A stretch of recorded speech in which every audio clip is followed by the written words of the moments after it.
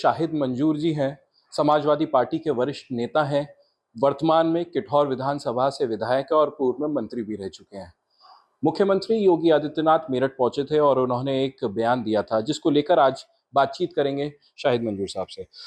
कल कांवड़ यात्रा के दौरान पुष्प वर्षा की मुख्यमंत्री ने कहा कि उपद्रव जो हैं, कुछ लोग हैं जो बदनाम करने की कोशिश कर रहे हैं और ऐसे लोगों को चिन्हित कर लिया, पोस्टर चस्पा किए जाएंगे। इसको लेकर आपका क्या कहना है?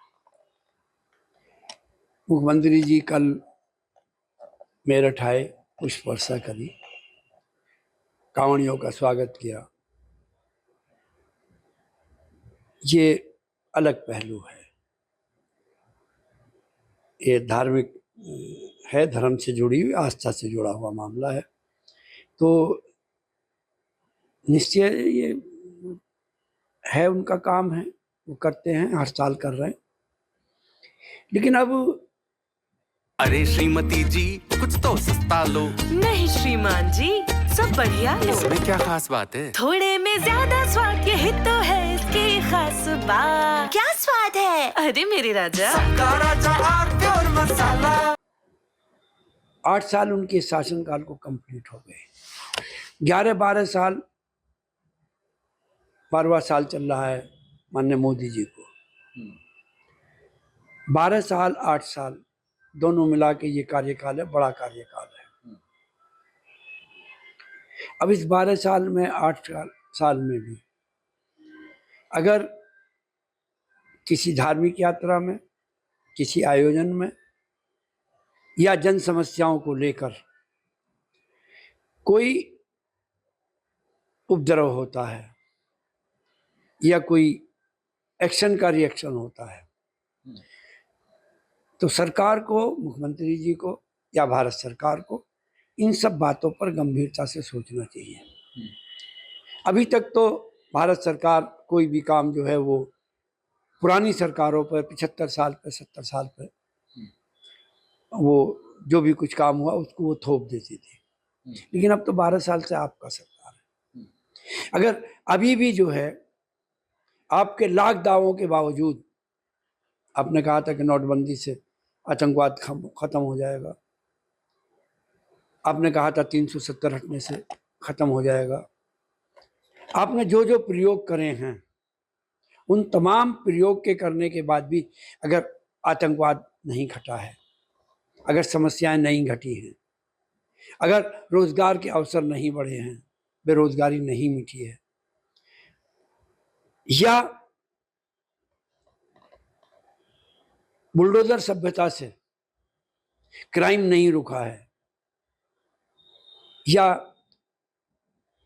एनकाउंटर होने के बाद भी क्राइम जारी है, और एनकाउंटर होने के बाद भी कांवड़ जैसी पवित्र यात्रा में उपद्रव होता है, तो सरकार को गंभीरता से सोचना चाहिए कि उनके जो कदम हैं वो कहीं ना कहीं अपूर्ण हैं। उनका कोई जो भावी प्रभाव है वो अभी पड़ा नहीं है। अगर प्रभाव पड़ता तो ये घटनाएं नहीं होती। तो आपको लगता है कि ये गंभीरता से नहीं सोचा गया है, ये फैसला जो उन्होंने लिया है कि पोस्टर चस्पा कर दिए जाएंगे, उनकी सीसीटीवी जो दंगा कर रहे हैं, बदनाम करने की कोशिश कर रहे हैं? पिछले साल भी हुआ था, पिछले साल भी गंभीरता से लिया गया था, उससे पहले साल भी गंभीरता से लिया गया। कोई वर्ष ऐसा नहीं है जहां पर गंभीरता से ना लिया जाता हो। मैं आपके माध्यम से ये बात पूछना चाहता हूं कि पिछले लंबे समय से कांवड़ रूट जो है नहर की पट्टी पर बनना है, वो कहां तक पहुंचा? वो क्यों नहीं आपके शासनकाल में 8 साल में पूरा हुआ?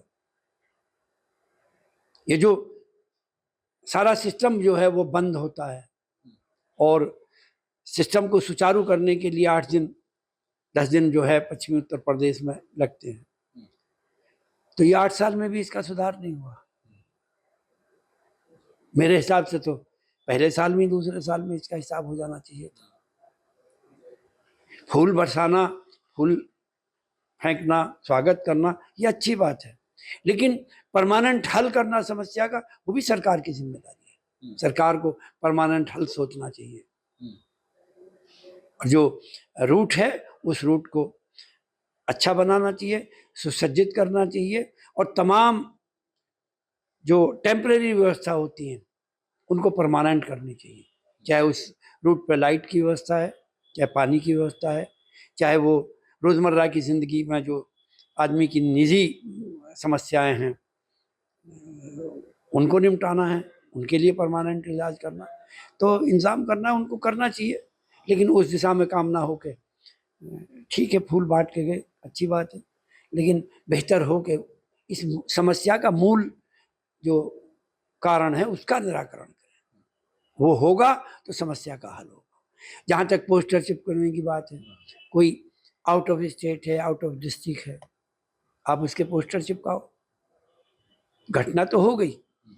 जो पवित्र ये यात्रा है इसमें प्रसन्न चिन्ह तो लग गया, वो अलग बात है कि वो इसको किस रूप में ले रहे हैं। रात दिन शासन जो है वो लगा हुआ है कि सुधार हो जाए, लेकिन और जब तक परमानेंट हल नहीं होगा तब तक इन समस्याओं का निराकरण नहीं हो सकता। ये समस्या है, समस्याओं के निराकरण के लिए और परमानेंट हल जो है वो होना चाहिए। ये सब नहीं होना चाहिए जो होगा। अच्छा, अधिकारियों की बात कर लेते हैं। इकरा हसन एडीएम के ऑफिस में जाती है, उनको बाहर निकलने के लिए कह दिया जाता है, ऐसा आरोप एडीएम पे लग रहा है। भाजपा के कुछ नेता, मंत्री, विधायक हैं और इसके अलावा आरएलडी से भी जुड़े एक सांसद हैं जिन्होंने शिकायत लिख के ये कहा कि अधिकारी सुनते नहीं हैं। इनको किस तरीके से आप देख रहे हैं? देखिए, मेरठ में बहुत पहले वर्तमान मंत्री एक समस्या को लेकर थाने में घेराव पर बैठे थे। कौन से वाले मंत्री? मैं नाम नहीं कह रहा, मेरठ में एक मंत्री एक कुछ समस्या को लेके हद है उनको थाने में जाना पड़ा था। एक मंत्री अगर मर बैठे हैं या उसका निराकरण करने के लिए उसको धरने पर बैठना पड़ता है, या शासन से संबंधित, पार्टी से संबंधित, सरकार से संबंधित, सत्ता पक्ष से संबंधित कोई विधायक, कोई सांसद अगर किसी समस्या को लेकर ये कहा जा रहा है कि हमारी सुनवाई नहीं हो रही या उनका आदर नहीं हो रहा या किसी के साथ में दफ्तर में अभद्रता हो रही है या किसी वीआईपी के प्रोग्राम में अपनी पार्टी के वरिष्ठ नेताओं के साथ में उनको लग रहा कि हमारे साथ में दुर्व्यवहार हुआ, तो निश्चित रूप से सरकार को इस पर सोचना चाहिए, गंभीरता से सोचना चाहिए।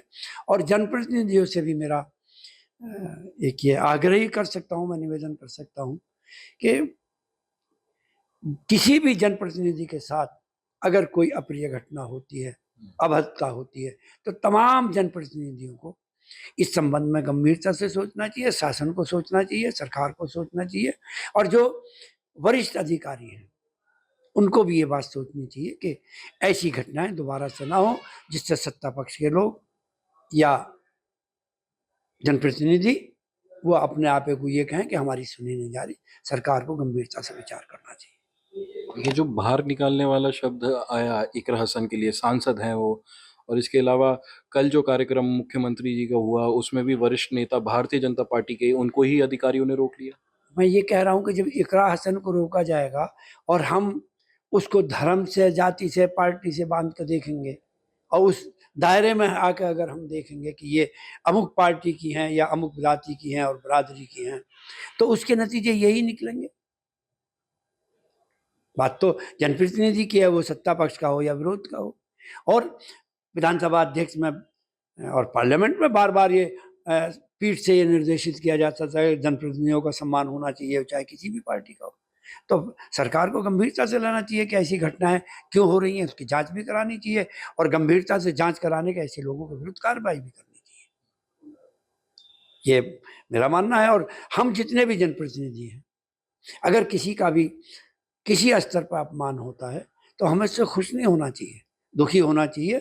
कल मेरी बारी है, कल मेरा नंबर था, आज तुम्हारी बारी है, कल इकरा हसन थी, आज तुम हो। ये तो सोचने का विषय है कि आखिर जनप्रतिनिधियों के साथ में ये ये घटनाएं क्यों हो रही हैं? तो कल जो घटना हुई है जनप्रतिनिधियों के साथ, तो आप उससे दुखी हैं?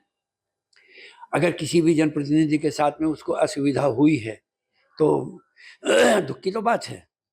अब ये जिम्मेदारी है और मैं ये उम्मीद भी करता हूँ कि भविष्य में कोई प्रोग्राम अगर ऐसा हो तो जनप्रतिनिधियों को पहले से पता होना चाहिए कि उनका रूट क्या है, उनका स्थान क्या है, और सरकार अधिकारियों को पहले से इस बात को सोचना चाहिए कि किसको कहाँ जाना है, उसको वहीं से रास्ते पर रोका जाए, उसको बताया जाए कि साहब आपका ये रूट है, ये आपको जाना है, आपको इधर से जाना, ये सिर्फ मुख्यमंत्री का रूट है या वीआईपी का रूट है। तो पहले से पता हो तो उन रास्तों पर जाए क्यों जनप्रतिनिधि?